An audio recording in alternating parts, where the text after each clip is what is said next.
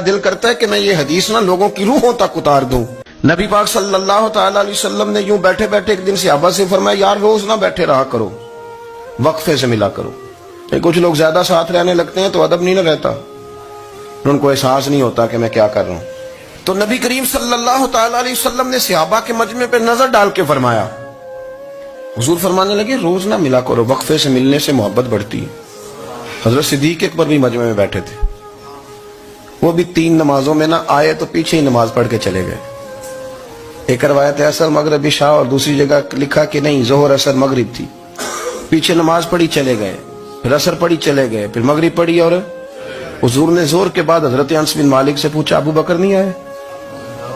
پھر عصر کے بعد پوچھا ابو بکر نہیں آئے؟ پھر مغرب کے بعد پوچھا ابو بکر نہیں آئے؟